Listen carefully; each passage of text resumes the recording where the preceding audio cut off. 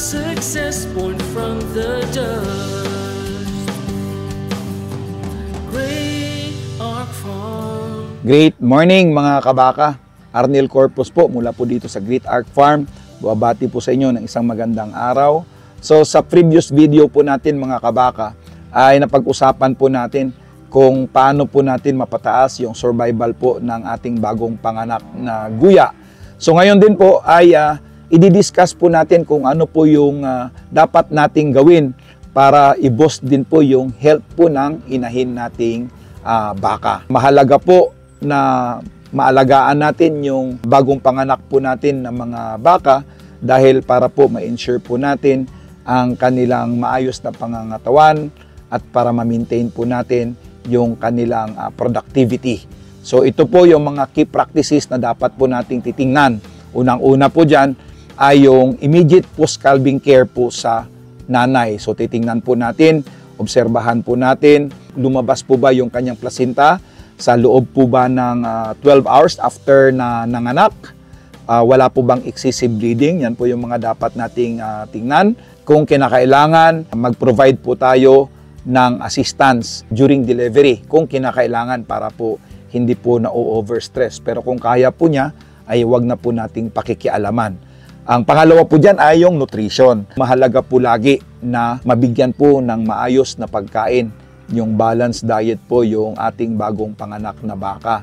At importante po na meron pong fresh water 24 hours a day yung ating bagong panganak na inahin.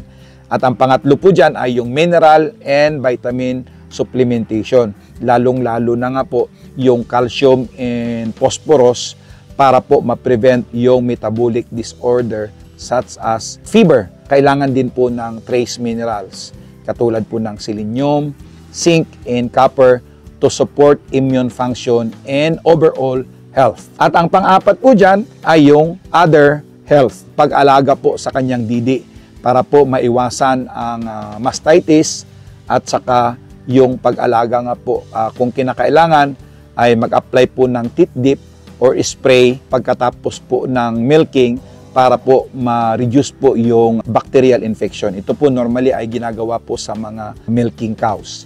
Ang panglima po dyan ay yung health monitoring. Importante po yung regular check at saka kung suspected po na mayroon pong fever, ay kailangan po i-check po natin ang temperature po ng ating mga baka.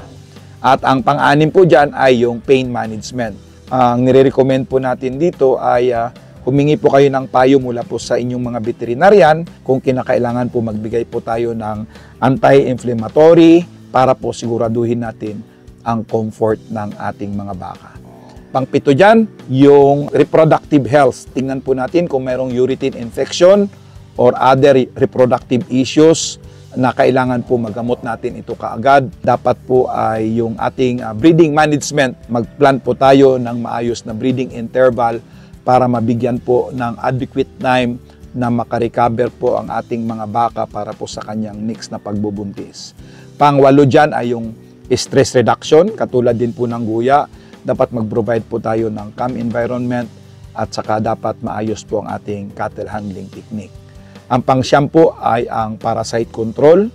Again, deworming, kasama dyan yung fly control. Na-discuss na po natin yan sa ating mga previous videos. At ang pang-sampo, kailangan din po ng exercise at saka mobility. So, encourage po natin na mag-exercise po ang ating, wag pong excessive, palakad-lakarin lang po natin at saka titingnan din po natin ang kanilang kuko. Lalong-lalo na nga po sa mga milking cows, kailangan meron pong regular training dyan. Sa mga beef cattle po ay hindi po natin masyadong problema dyan. Pero normally po sa mga milking breed ay kailangan po natin tingnan yung hoof para po ma-prevent po yung lameness at saka other hoof-related issues.